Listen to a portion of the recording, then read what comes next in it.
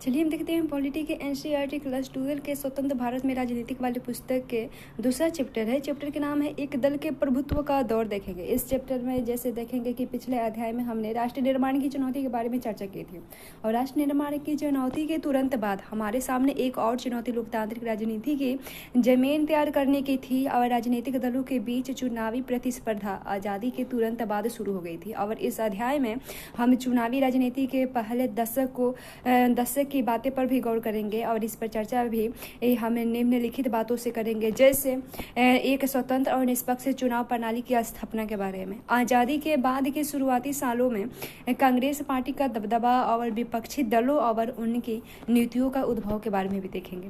तो देखते हैं लोकतंत्र स्थापित करने की चुनौती के बारे में देखते हैं। आपको अब अंदाजा लग चुका होगा कि स्वतंत्र भारत का जन्म किन कठिनाई परिस्थितियों में हुआ था और अपने देश के सामने शुरुआत से ही राष्ट्र निर्माण की चुनौती थी और इस गंभीर चुनौतियों के बारे में आप पढ़ चुके हैं। और ऐसी चुनौतियों की चपेट में आकर कई अन्य देशों के नेताओं ने फैसला किया कि उनके देश में अभी लोकतंत्र को नहीं अपनाया जा सकता और इस नेताओं ने कहा कि राष्ट्रीय एकता हमारी पहली प्राथमिकता है और लोकतंत्र को अपनाने से मतभेद और संघर्ष को बढ़ावा मिलेगा। उपनिवेशवाद के चंगुल से आज़ाद हुए कई देशों की इसी कारण लोकतांत्रिक शासन व्यवस्था कायम हुई थी और इस लोकतांत्रिक शासन व्यवस्था के कई रूप थे और कहीं पर थोड़ा बहुत लोकतंत्र रहा, लेकिन प्रभावी नियंत्रण किसी एक नेता के हाथ में था, तो कहीं पर एक दल का शासन कायम हुआ और कहीं कहीं पर सीधे सीधे सेना के सत्ता की बागडोर संभाली। लोकतांत्रिक शासन व्यवस्थाओं की शुरुआत इस वादे से हुई थी कि जल्द ही लोकतंत्र कायम कर दिया जाएगा और बहरहाल एक बार कहीं अलोकतांत्रिक शासन के पांव जम गए तो फिर उसे बदल पाना मुश्किल हो जाता है। भारत में भी परिस्थिति या बहुत अलग नहीं थी और लेकिन आज़ाद भारत के नेताओं ने अपने लिए कहीं ज़्यादा कठिन रास्ता चुनने का फैसला किया। नेताओं ने कई और रास्ता चुना होता तो वह आश्चर्य की बात होती, क्योंकि हमारे स्वतंत्र संग्राम के पर गहरी प्रतिबद्धता लोकतंत्र से थी और हमारे नेता लोकतंत्र में राजनीति के निर्णायक भूमिका को लेकर सचेत थे। वे राजनीति को समस्या के रूप में नहीं देखते थे, वे राजनीति को समस्या के समाधान का उपाय मानते थे और हर समाज के लिए यह फैसला करना जरूरी होता है कि उसका शासन कैसे चलेगा और वह किन कायदे कानूनों पर अमल रहेगा। और चुनने के लिए हमेशा कई नीतिगत विकल्प मौजूद होते हैं। किसी भी समाज में कई समूह होते हैं और उनकी आकांक्षाएं अक्सर अलग अलग और एक दूसरे से विपरीत होती है। ऐसे में हम विभिन्न समूहों के हितों के आपसी टकराव से कैसे निपट सकते हैं? इसी सवाल का जवाब है लोकतांत्रिक राजनीति और सत्ता और प्रतिस्पर्धा। राजनीति की दो सबसे ज्यादा जाहिर चीजें हैं, लेकिन लोकतांत्रिक गतिविधि का उद्देश्य जनहित का फैसला करना और उस पर अमल करना होता है और ऐसा होना भी चाहिए। और हमारे नेताओं ने इसी रास्ते को अपनाने की फैसला किया था। पिछले साल आपने पढ़ा कि हमारा संविधान कैसे बना। आपको याद होगा कि हमारा संविधान 26 नवंबर 1949 को अंगीकृत किया गया और 24 जनवरी 1950 को इस पर हस्ताक्षर हुए और यह संविधान 26 जनवरी 1950 को अमल हुआ। 26 जनवरी 1950 को अमल में आया और उस वक्त देश का शासन अंतरिम सरकार चला रही थी और वक्त का तकाजा था कि देश का शासन लोकतांत्रिक रूप से निर्वाचित सरकार द्वारा चलाया जाए और संविधान ने नियम तय कर दिए थे कि अब इन्हीं नियमों पर अमल करने की जरूरत थी। और शुरू में ख्याल था कि यह काम महज चंद महीनों का है और भारत के चुनाव आयोग का गठन 1950 के जनवरी में हुआ। उसके बाद सुकुमार सेन पहले चुनाव आयुक्त बने। उम्मीद की जा रही थी कि देश का पहला आम चुनाव 1950 से ही किसी वक्त हो जाएगा। बहरहाल चुनाव आयोग ने पाया कि भारत के आकार को देखते हुए स्वतंत्र और निष्पक्ष आम चुनाव कराना कोई आसान मामला नहीं थी। चुनाव कराने के लिए चुनाव क्षेत्रों का सीमांकन जरूरी था, फिर मतदाता सूची यानी मताधिकार प्राप्त वयस्क व्यक्तियों की सूची बनाना भी आवश्यक था और इन दोनों कामों में बहुत सारा समय लगा। मतदाता सूचियों का जब पहला प्रारूप प्रकाशित हुआ तो पता चला कि इसमें 40 लाख महिलाओं के नाम दर्ज होने से रह गए हैं और इन महिलाओं को अल्लाह की बेटी, अलाम की बेटी और अलाम की बीवी के रूप में दर्ज किया गया है। और चुनाव आयोग ने ऐसी प्रविष्टियों को मानने से इनकार कर दिया। आयोग ने फैसला किया कि संभव हो तो इसका पुनर्वलोकन किया जाए और जरूरी लगे तो ऐसी प्रविष्टियों को हटाया जाए। और यह अपने आप में हिमालय की चढ़ाई जैसे दुष्कर्म काम था और उसके बाद दुष्कर काम था और उसके बाद इतने बड़े पैमाने का ऐसा काम दुनिया में अब तक नहीं हुआ था। और उस वक्त देश में 17 करोड़ मतदाता थे और उन्हें 32 विधायक और लोकसभा के लिए 4 विधायक और लोकसभा के लिए 1489 संसद चुनने थे। और इस मतदाताओं के महज 15% साक्षर थे और इस कारण चुनाव आयोग को मतदान की विशेष पद्धति के बारे में भी सोचना पड़ा। चुनाव आयोग चुनाव कराने के लिए 3 लाख से ज्यादा अधिकारियों और चुनाव कर्मियों को प्रशिक्षित किया। और देश के विशाल आकार और मतदाताओं की भारी भरकम संख्या के लिहाज से ही पहला आम चुनाव अनूठा नहीं था, बल्कि मतदाताओं की एक बड़ी तादाद गरीब और अनपढ़ लोगों की थी। और ऐसे माहौल में यह चुनाव लोकतंत्र के लिए परीक्षा की कठिनाई घड़ी थी। और इस वक्त तक लोकतंत्र सिर्फ धनी देशों में ही कायम था और उस वक्त यूरोप के बहुतरे देशों में महिलाओं को मताधिकार नहीं मिला था। ऐसे में हिंदुस्तान में सार्वभौमिक वयस्क मताधिकार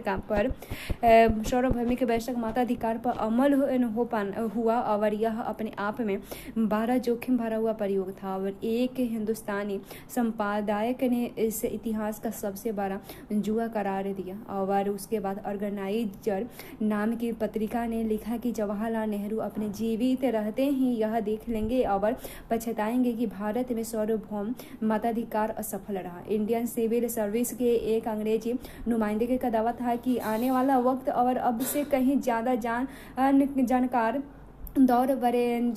दौर बरे विषयम से लाखों अनपढ़ लोगों के मतदाता की यह बेहूदगी नौटंकी ही देखेंगे। और चुनाव के 2 बार स्थगित करना पड़ा और आखिरकार 1991 के चुनाव से 1992 के फरवरी तक चुनाव हुआ। उसके बहरहाल ये हर चुनाव को अमूमन 1952 चुनाव को 2 बार स्थगित करना पड़ा और आखिरकार 1951 के अक्टूबर से 1952 के फरवरी तक चुनाव हुआ। बहरहाल इस चुनाव के अमूमन 1952 का चुनाव ही कहा जाता है क्योंकि देश के अधिकांश हिस्सों में मतदान 1952 में ही हुए। और चुनाव अभियान मतदाता और मतगणना में कुल 6 महीने लगे। चुनाव में उम्मीदवारों के बीच मुकाबला भी हुआ। औसतन हर सीट के लिए 4 उम्मीदवार चुनाव के दौरान में थे और लोग ने इस चुनाव में बढ़ चढ़ कर हिस्सेदारी ली और कुल मतदाताओं में आधे से अधिक ने मतदान के दिन अपना वोट डाला। चुनाव के परिणाम घोषित हुए तो हारने वाले उम्मीदवारों ने भी इस परिणाम को निष्पक्ष बताया।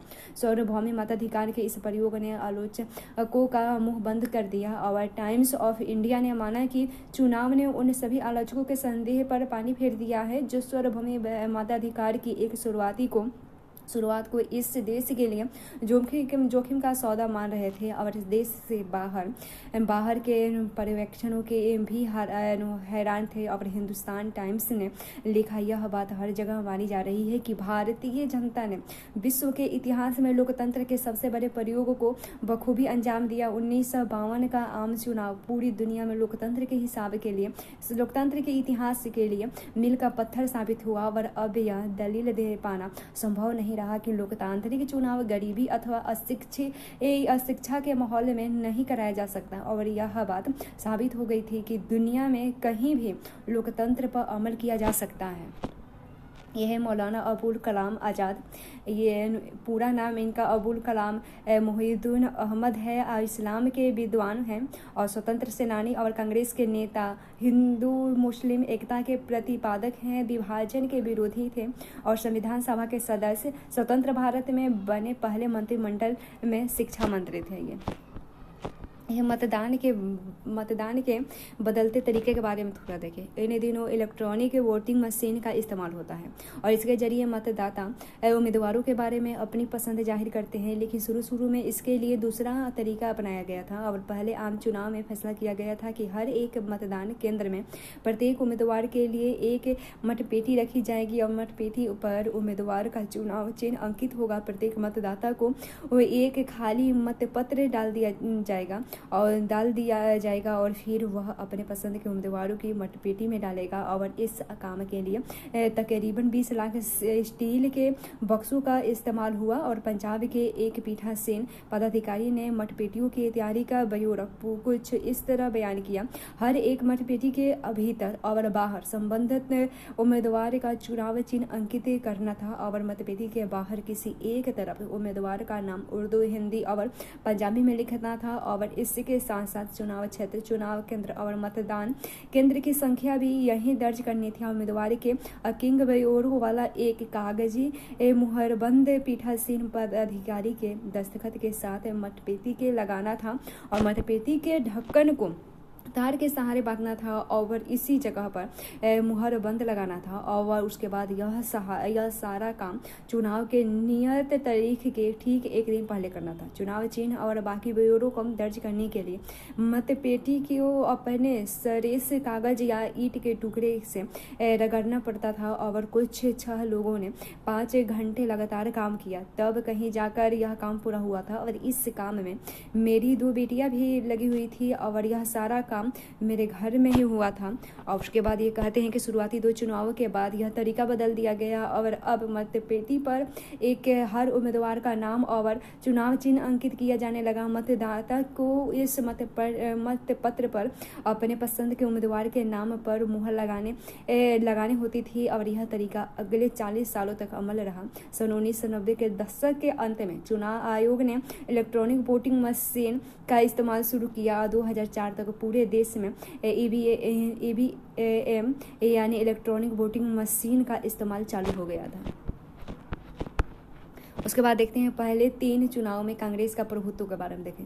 पहले आप चुनाव के नतीजे से शायद ही किसी भी अचंभा हुआ होगा किसी को। और उसके बाद आशा यही थी कि भारतीय राष्ट्रीय कांग्रेस इस चुनाव में जीत जाएगी।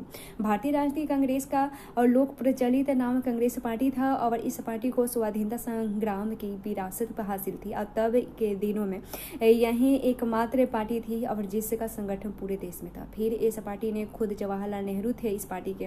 और उसके बाद जो भारतीय राजनीति के सबसे करिश्माई और लोकप्रिय नेता थे, नेहरू ने कांग्रेस पार्टी के चुनाव अभियान की अगुवाई की और पूरे देश का दौरा किया। जब चुनाव परिणाम घोषित हुआ तो कांग्रेस पार्टी को भारी भरकम जीत से बहुतों को आश्चर्य हुआ और इस पार्टी ने लोकतंत्र के पहले चुनाव में कुछ 489 सीटों से 364 सीटें जीती और इस तरह वह किसी भी प्रतिद्वंदी से चुनावी दौर में बहुत आगे निकल गए थे। और उसके बाद यहाँ तक सीटों पर जीत हासिल करने का सवाल है।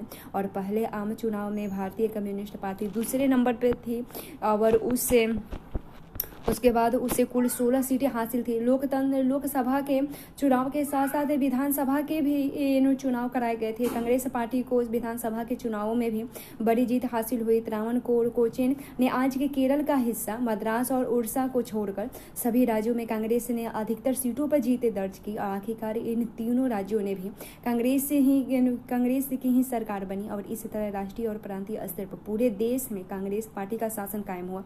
उम्मीद के मुताबिक जवाहरलाल नेहरू पहले आम चुनाव के बाद प्रधानमंत्री बने और यहाँ एक चुनावी मानचित्र दिया गया है जो ये है।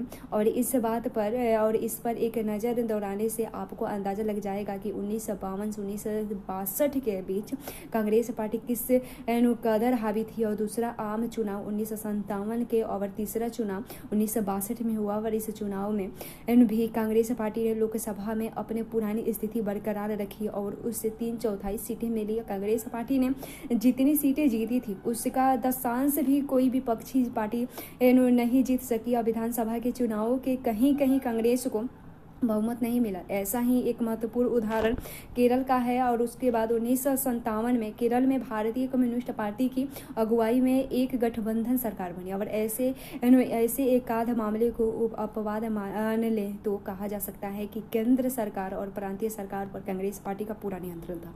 कांग्रेस पार्टी की जीत का यह आंकड़ा और दायरा हमारी चुनाव प्रणाली के कारण भी बढ़ा चढ़ा दिखता है। और चुनाव प्रणाली के कारण कांग्रेस पार्टी की जीत को अलग से बढ़ावा मिला। मिसाल के लिए 1952 में कांग्रेस पार्टी को कुल वोटों में से मात्र 45% वोट हासिल हुए थे, लेकिन कांग्रेस को 74% सीटें हासिल हुई थी। सोशलिस्ट पार्टी वोट हासिल करने के लिहाज से दूसरे नंबर पर रही और उससे 1952 के चुनाव में पूरे देश में कुल 10% वोट मिली थी, लेकिन यह पार्टी 3% सीटें भी नहीं जीत पाई थी। और आखिर यह हुआ कैसे? पिछले साल भारतीय संविधान सिद्धांत और व्यवहार नामक किताब में आपने सर्वाधिक वोट पाने वाले के जीत के बारे में पढ़ा था और इससे जुड़ी चर्चा को अगर याद करें तो आपको इस सवाल का जवाब मिल जाएगा। और हमारे देश की चुनाव प्रणाली में सर्वाधिक वोट पाने के जीत के तरीके को अपनाया गया। और ऐसे में अगर कोई पार्टी बाकियों की अपेक्षा थोड़ा ज़्यादा वोट हासिल करती है तो दूसरी पार्टियों को प्राप्त वोटों के अनुपात की तुलना में उससे कहीं ज़्यादा सीटें हासिल होगी। और उसके बाद यही चीज़ कांग्रेस पार्टी के पक्ष में साबित हुई। अगर हम सभी गैर कांग्रेसी उम्मीदवारों के वोट जोड़ दें तो वह कांग्रेस पार्टी को हासिल कुल वोट से कहीं ज़्यादा हो गया, लेकिन इन गैर कांग्रेसी वोट विभिन्न प्रतिस्पर्धी पार्टियों और उम्मीदवारों में बट गया। और इस तरह कांग्रेस से बाकी पार्टियों की तुलना में आगे रही और उसने ज़्यादा सीटें जीती थी। उसके बाद ये ही इनका नाम है राजकुमारी अमृत कौर।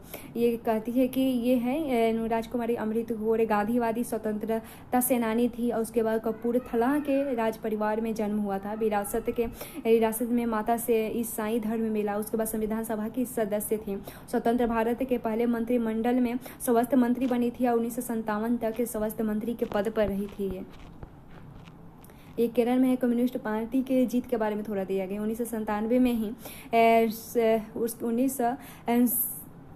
1957 में ही कांग्रेस पार्टी को केरल में हार का स्वाद चखना पड़ गया था। और 1957 के मार्च महीने में जो विधानसभा के चुनाव हुए उसमें कम्युनिस्ट पार्टी को केरल की विधानसभा के सबसे ज़्यादा सीट मिले और कम्युनिस्ट पार्टी को अपनी कुल 126 में से 60 सीटें हासिल हुई थी और 5 स्वतंत्र उम्मीदवारों को भी समर्थन इस पार्टी को प्राप्त था। राज्यपाल ने कम्युनिस्ट विधायक दल के नेता EMS नंबूदरीपाद को सरकार बनाने का न्योता दिया। उसके बाद दुनिया में यह पहला अवसर था जब एक कम्युनिस्ट पार्टी की सरकार लोकतांत्रिक चुनाव के जरिए बनी। और केरल में सत्ता से बेदखल होने का पर कांग्रेस पार्टी ने निर्वाचित सरकार के खिलाफ मुक्ति संघर्ष छेड़ा था और भारतीय कम्युनिस्ट पार्टी सत्ता में इस वादे के साथ आई थी कि वह कुछ क्रांतिकारी तथा प्रगतिशील नीतिगत पहल करेगी। कम्युनिस्ट पार्टी का कहना था कि इस संघर्ष की अगुवाई निहित स्वार्थ और धार्मिक संगठन कर रहे हैं। और 1959 में केंद्र की कांग्रेस सरकार ने संविधान के अनुच्छेद 356 के अंतर्गत केरल की कम्युनिस्ट पार्टी को बर्खास्त कर दिया और यह फैसला 12 विवादास्पद साबित हुआ। और उसके बाद संविधान प्रदत्त आपातकालीन शक्तियों के दुरुपयोग के पहले उदाहरण के रूप में इस फैसले का बार बार उपयोग किया गया। अगस्त 1960 में अपने मंत्रालय को बर्खास्त किए जाने के बाद त्रिवेंद्रम में कम्युनिस्ट पार्टी के कार्यकर्ताओं के प्रदर्शन का नेतृत्व करते हुए EMS नंबूदरीपाद यहाँ दिखाई देते हैं। उसके बाद देखें सोशलिस्ट पार्टी के बारे में। सोशलिस्ट पार्टी के जड़ों को आज़ादी से पहले उस व्यक्त में ढूंढा जा सकता है जब भारतीय राष्ट्रीय कांग्रेस जन आंदोलन चला रही थी। कांग्रेस सोशलिस्ट पार्टी का गठन खुद कांग्रेस के भीतर 1934 में युवा नेताओं की एक टोली ने किया था और ये नेता कांग्रेस को ज़्यादा से ज़्यादा परिवर्तनकारी और समतावादी बनाना चाहते थे। 1948 में कांग्रेस ने अपने संविधान में बदलाव किया और यह बदलाव इसलिए किया गया था कि ताकि कांग्रेस के सदस्य दोहरी सदस्यता न धारण कर सके और इस वजह से कांग्रेस के समाजवादियों को मजबूरन 1948 में अलग होकर सोशलिस्ट पार्टी बनानी पड़ी और सोशलिस्ट पार्टी चुनाव में कुछ खास कामयाबी हासिल नहीं कर सकी और इससे पार्टी के समर्थकों को बड़ी निराशा हुई। और हालांकि सोशलिस्ट पार्टी की मौजूदगी हिंदुस्तान के अधिकतर राज्यों में भी थी और लेकिन पार्टी के चुनावों में छिटपुट सफलता भी मिली। समाजवादी लोकतांत्रिक समाजवादी की विचारधारा में विश्वास करते थे और इस आधार पर वे कांग्रेस तथा साम्यवादी यानी कम्युनिस्ट दोनों से अलग थे और वे कांग्रेस की आलोचना करते थे और कि वह पूंजीपतियों और जमींदारों का पक्ष ले रही थी और मजदूरों किसानों की अपेक्षा कर रही थी। समाजवादियों को 1955 में दुविधा की स्थिति का सामना करना पड़ा क्योंकि कांग्रेस ने घोषणा कर दी थी कि उसका लक्ष्य समाजवादी बनावट वाले समाज की रचना है और ऐसे में समाजवादियों के लिए खुद को कांग्रेस का कारगर विकल्प बनकर पेश करना मुश्किल हो गया। और राम मनोहर लोहिया के नेतृत्व में कुछ समाजवादियों ने कांग्रेस से अपनी दूरी बढ़ाई और कांग्रेस की आलोचना की और कुछ अन्य समाजवादियों मसलन अशोक मेहता ने कांग्रेस से हल्के फुल्के सहयोग की तरफदारी की और सोशलिस्ट पार्टी के कई टुकड़े हुए और कुछ मामलों में बहुधा मेल भी हुआ कि इस प्रक्रिया में कई समाजवादी दल बने और इस दलों में किसान मजदूर प्रजा पार्टी प्रजा सोशलिस्ट पार्टी और संयुक्त सोशलिस्ट पार्टी का नाम लिया जा सकता है। अजय शंकर प्रसाद, अच्युत पटवर्धन, अशोक मेहता, आचार्य नरेंद्र देव, राम मनोहर लोहिया और एम जोशी समाजवादी दलों के नेताओं में प्रमुख नेता थे। मौजूदा हिंदुस्तान के कई दलों जैसे समाजवादी पार्टी, राष्ट्रीय जनता पार्टी, राष्ट्रीय जनता पार्टी, उसके बाद जनता दल और जनता दल यूनाइटेड और उसके बाद जनता दल सेक्युलर पर सोशलिस्ट पार्टी की छाप देखी जा सकती है। यह आचार्य नरेंद्र देव है। ये स्वतंत्र सेनानी और कांग्रेसी सोशलिस्ट पार्टी के संस्थापक थे। आज़ादी के आंदोलन के दौरान कई बार जेल गए थे और किसान आंदोलन में सक्रिय थे और उसके बाद बौद्ध धर्म के विद्वान थे। आज़ादी के बाद पहले सोशलिस्ट पार्टी का और बाद में प्रजा सोशलिस्ट पार्टी का नेतृत्व करते थे। उसके बाद देखते हैं कांग्रेस के प्रभुत्व की प्रकृति के बारे में। देखें, भारत एकमात्र ऐसा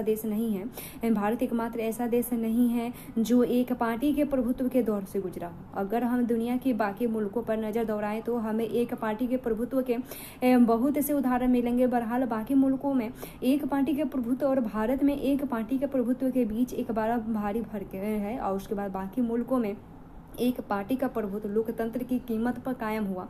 कुछ देशों मसलन चीन, क्यूबा और सीरिया के संविधान में सिर्फ एक ही पार्टी को देश के शासन की अनुमति दी गई है।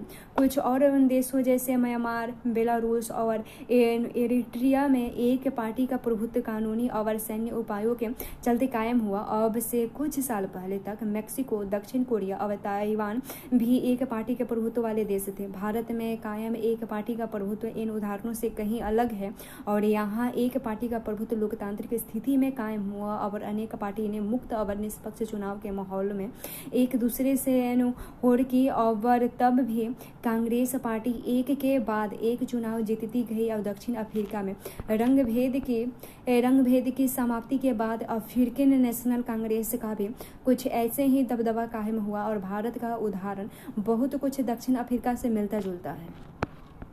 और कांग्रेस पार्टी की इस साधारण सफलता से जड़े स्वाधीनता संग्राम की विरासत में है और कांग्रेस पार्टी को राष्ट्रीय आंदोलन के वारिस के रूप में देखा जाता है। कांग्रेस को उसके बाद आज़ादी के आंदोलन में अग्रणी रहे अनेक नेता अब कांग्रेस के उम्मीदवार के रूप में चुनाव लड़ रहे थे। कांग्रेस पहले से ही एक सुसंगठित पार्टी था और बाकी दल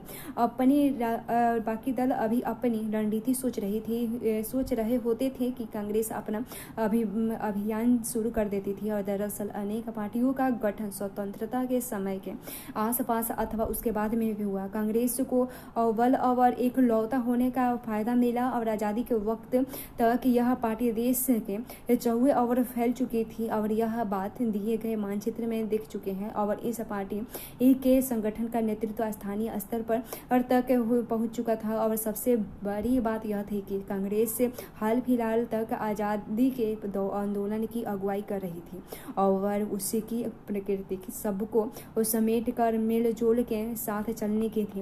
इनका नाम है रफ़ी अहमद किदवई है। ये उत्तर प्रदेश से कांग्रेस के नेता प्रांतीय सरकार के मंत्री थे और उसके बाद राष्ट्रीय प्रांतीय सरकार के मंत्री 1937 और उसके बाद 1946 में दोबारा मंत्री बने और स्वतंत्र भारत के पहले मंत्रियों में संचार मंत्री या खाद्य एवं कृषि मंत्री 1952 से 1954 तक बने थे। यह बाबा साहब भीमराव रामजी अंबेडकर हैं। यह जाति विरोधी आंदोलन के नेता और दलितों को न्याय दिलाने के संघर्ष के अगुआ थे और उसके बाद विद्वान और बुद्धिजीवी। उसके बाद इंडिपेंडेंट लेबर पार्टी के संस्थापक थे। बाद में शेड्यूल्स कास्ट फेडरेशन के स्थापना की। उसके बाद रिपब्लिकन पार्टी ऑफ इंडिया के गठन के योजनाकार थे। दूसरे विश्व युद्ध के दौरान वह वायसराय की काउंसिल में सदस्य थे। संविधान सभा की प्रारूप समिति का अध्यक्ष भी थे। आज़ादी के बाद नेहरू के पहले मंत्रिमंडल में मंत्री बने हिंदू कोड उसके बाद बिल के मुद्दे पर अपनी असहमति दर्ज कराते हुए 1951 में इस्तीफा दी। 1956 में अपनी हजारों अनुयायियों के साथ बौद्ध धर्म अपनाया था इन्होंने। उसके बाद देखते हैं कांग्रेस एक सामाजिक और विचारधारात्मक गठबंधन के रूप में देखें तो यह आप पढ़ चुके हैं कि कांग्रेस का जन्म 1985 में हुआ था और उस वक्त यह नवशिक्षित कामकाजी और व्यापारी वर्गों का एक हित समूह भर ही था और लेकिन 20वीं सदी में इसने जन आंदोलन का रूप ले लिया और इस वजह से कांग्रेस ने एक जनव्यापी राजनीतिक पार्टी का रूप लिया और राजनीतिक व्यवस्था में इसका दबदबा कायम हुआ। शुरू में कांग्रेस में अंग्रेजीदा अगरी जाति और उच्चले मध्य वर्ग और शहरी अभिजनन का बोलबाला था, लेकिन कांग्रेस ने जब भी सविनय अवज्ञा जैसे आंदोलन चलाए उसका सामाजिक आधार बढ़ा। कांग्रेस ने परस्पर विरोध हितों के लिए कई समूहों को एक साथ जोड़ा। कांग्रेस में किसान और उद्योगपति, शहर के बासिंदे और गांव के निवासी, मजदूर और मालिक एवं मध्य निम्न और उच्च वर्ग तथा जाति सबको जगह मिली। धीरे धीरे कांग्रेस का नेतृत्व वर्ग भी विस्तृत हुआ और इसका नेतृत्व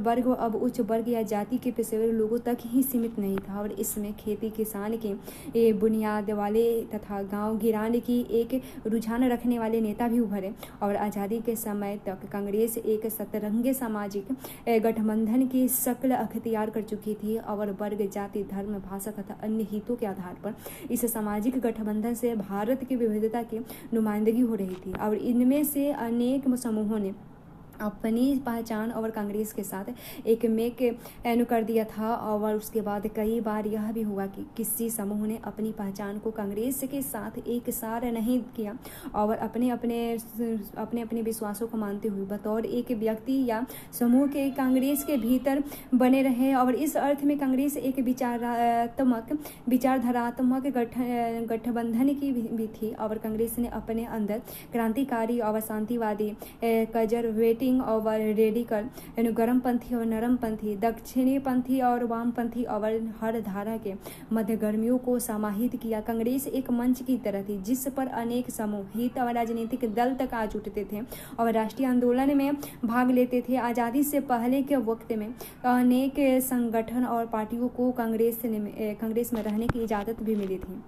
उसके बाद हालांकि इन संगठनों और पार्टियों ने अपने अपने संविधान थे इनके और इनका संगठनीय ढांचा भी अलग थी। इनमें से कुछ जैसे मसलन कांग्रेसी सोशलिस्ट पार्टी के बाद में कांग्रेस में अलग हो गए और विपक्षी दल बने और किसी खास पद्धति, कार्यक्रम या नीति को लेकर मौजूद मतभेदों को कांग्रेस पार्टी सुलझा भले न पाए लेकिन उन्हें अपने आप में मिलाए रखती थी और एक आम सहमति कायम कर ले जाती थी।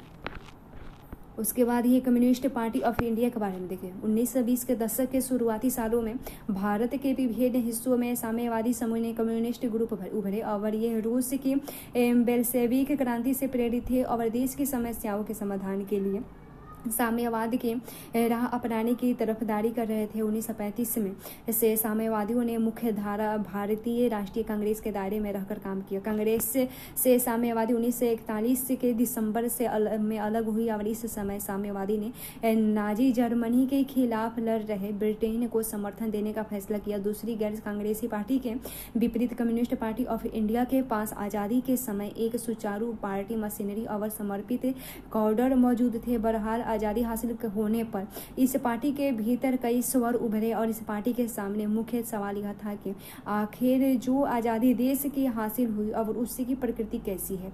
क्या हिंदुस्तान सचमुच आज़ाद हुआ है या यह आज़ादी झूठी है। आज़ादी के तुरंत बाद भारतीय कम्युनिस्ट पार्टी का विचार था कि 1947 में सत्ता का जो हस्तांतरण हुआ वह सच्ची आज़ादी नहीं थी और इस विचार के साथ पार्टी ने तेलंगाना में हिंसक विद्रोह को बढ़ावा दिया था। उसके बाद समाजवादी अपनी बात के पक्ष में जनता का समर्थन नहीं कर सके थे और उन्हें सशस्त्र सेनाओं द्वारा दबा दिया गया था। मजबूरन उन्हें अपने क्षेत्र को लेकर पुनर्विचार करना पड़ा। 1951 में साम्यवादी पार्टी ने हिंसक क्रांति का रास्ता छोड़ दिया और आने वाले आम चुनाव में भाग लेने का फैसला किया और पहले आम चुनाव में भारतीय कम्युनिस्ट पार्टी ने 16 सीटें जीती और वह सबसे बड़ी विपक्षी पार्टी बनकर उभरी थी और इस दल को ज़्यादातर समर्थन आंध्र प्रदेश, पश्चिम बंगाल, बिहार और केरल में मिला था।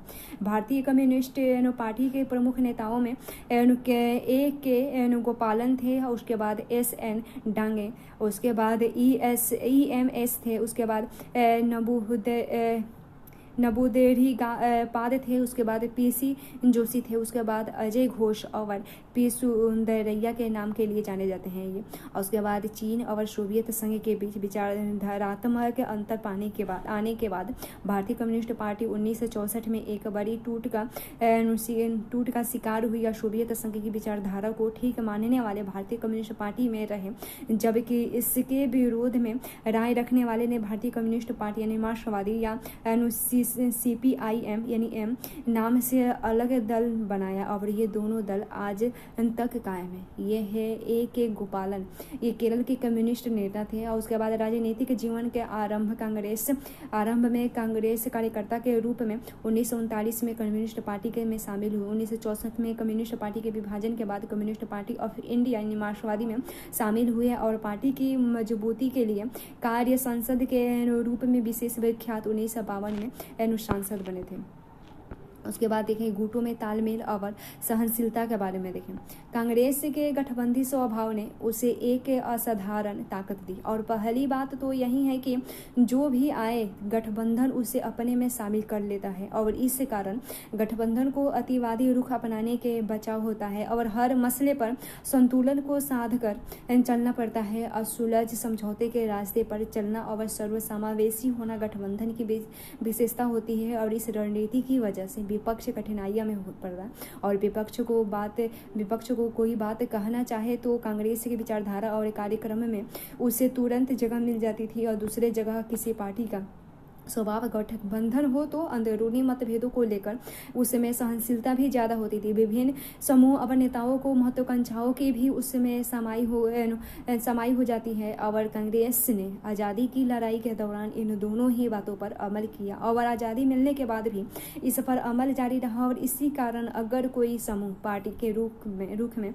रुख से अथवा सत्ता से में प्राय अपने हिस्से से नाखुश हो तब भी वह पार्टी में ही बना रहता था और पार्टी को छोड़कर विपक्षी की भूमिका निभाने की जगह पार्टी में मौजूद किसी दूसरे समूह से लड़ने को बेहतर समझता था और पार्टी के अंदर मौजूद विभिन्न समूह गुट कहे जाते हैं और अपने गठबंधन स्वभाव के कारण कांग्रेस विभिन्न गुटों के प्रति सहनशील थी और उसके बाद इस स्वभाव से विभिन्न गुटों को बढ़ावा भी मिली। कांग्रेस के विभिन्न गुटों में से कुछ विचारधारात्मक सरोकारों की वजह से बने थे, लेकिन अक्सर गुटों के बनने के पीछे व्यक्तिगत महत्वाकांक्षा तथा प्रतिस्पर्धा की भावना भी कायम रही थी और ऐसे में अंदरूनी गुटबाजी कांग्रेस की कमजोरी बनने की बजाय उसकी ताकत साबित हुई।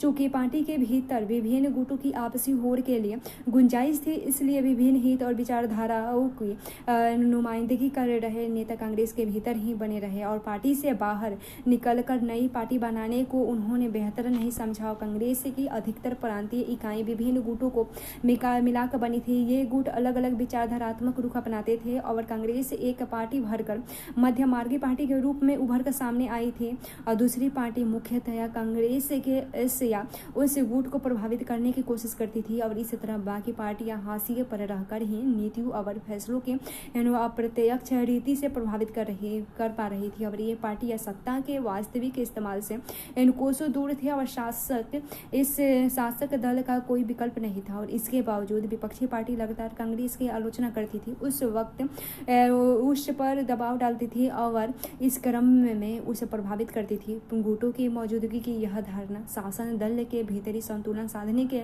एक औजार की तरह काम कर रही थी और इस तरह राजनीतिक होड़ कांग्रेस के भीतर ही चलती थी। और इस अर्थ में देखो तो चुनावी प्रतिस्पर्धा के पहले दशक में कांग्रेस ने शासक दल की भूमिका निभाई और विपक्ष की भी, और इसी कारण भारतीय राजनीति के इस कालखंड को कांग्रेस प्रणाली कहा जाता है। ये भारतीय जनसंघ के बारे में देखें। भारतीय जनसंघ का गठन 1951 में हुआ था और श्याम प्रसाद मुखर्जी इसके संस्थापक अध्यक्ष थे। इस दल की जुड़े आज़ादी से पहले के समय से सक्रिय राष्ट्रीय स्वयंसेवक संघ और हिंदू महासभा की खोजी जा सकी थी। उसके बाद जनसंघ अपनी विचारधारा और कार्यक्रमों के लिहाज से बाकी दलों से भिन्न है और उसके बाद जनसंघ के एक देश, एक संस्कृति और एक राष्ट्र के विचार पर जोर दिया और इसका मानना था कि देश भारतीय संस्कृति और परंपरा के आधार पर आधुनिक, प्रगतिशील और ताकतवर बन सकता है। जनसंघ ने भारत और पाकिस्तान के एक करके अखंड भारत बनाने की बात कही और अंग्रेजी को हटाकर हिंदी को राज्यसभा बनाने की आंदोलन में यह पार्टी सबसे आगे थी और इसने धार्मिक और सांस्कृतिक अल्पसंख्यक के रियायत देने के बात का विरोध किया। और चीन में 1964 में अपना आणविक परीक्षण किया था और इसके बाद से जनसंघ ने लगातार इस बात की पैरोकारी की कि भारत भी अपने आणविक हथियार तैयार करे और 1950 के दशक में जनसंघ चुनावी राजनीति के हाशिए पर रहा और इस पार्टी को 1952 के चुनाव में लोकसभा की 3 सीटों पर सफलता मिली और 1957 के आम चुनावों में इसने लोकसभा की 4 सीटें जीती और उसके बाद शुरुआती सालों में इस पार्टी की हिंदी भाषी राज्य मसलन राजस्थान, मध्य प्रदेश, दिल्ली और उत्तर प्रदेश के शहरी इलाकों में समर्थन मिला। जनसंघ के नेताओं में श्याम प्रसाद मुखर्जी, दीनदयाल उपाध्याय और बलराज मधोक के नाम से शामिल हैं और भारतीय जनता पार्टी की जड़ें इसी जनसंघ में है। उसके बाद ये एक नेता है दीनदयाल उपाध्याय, ये 1942 में से राष्ट्रीय स्वयंसेवक संघ के पूर्वकालिक कार्यकर्ता है उसके बाद भारतीय जनसंघ के संस्थापक सदस्य थे। उसके बाद भारतीय जनसंघ में अब पहले महासचिव, फिर अध्यक्ष, उसके बाद समग्र मानवतावाद सिद्धांत की प्रेरणा। उसके बाद विपक्षी पार्टियों पर उद्भव देखें। जैसा कि हमने ऊपर देखा, ऐसा नहीं था कि इस दौर में भारत में विपक्षी पार्टी नहीं थी। चुनाव परिणाम की चर्चा में हमारे सामने कांग्रेस के अलावा इस पार्टी के नाम भी आए और बहुदलीय लोकतंत्र वाले अन्य अनेक देशों की तुलना में उस वक्त भी भारत में बहुविधि और जीवंत विपक्षी पार्टियां थी और इस समय से कई पार्टियां 1952 के आम चुनावों से कहीं पहले बन चुकी थी और इनमें से कुछ ने 60 और 70 के दशक में देश की राजनीति में महत्वपूर्ण भूमिका निभाई। आज के लगभग सभी गैर कांग्रेसी पार्टियां की जड़ 1950 के दशक के किसी न किसी विपक्षी पार्टी में खोजी जा सकती है। 1950 के दशक में इन सभी विपक्षी दलों को लोकसभा अथवा विधानसभा में कहने भर को प्रतिनिधित्व मिल पाया और फिर भी इन दलों की मौजूदगी ने हमारी शासन व्यवस्था के लोकतांत्रिक चरित्र को बनाए रखने में निर्णायक भूमिका निभाई। इन दलों ने कांग्रेस पार्टी की राजनीति और व्यवहारों की सुचिंतित आलोचक थी और इस आलोचना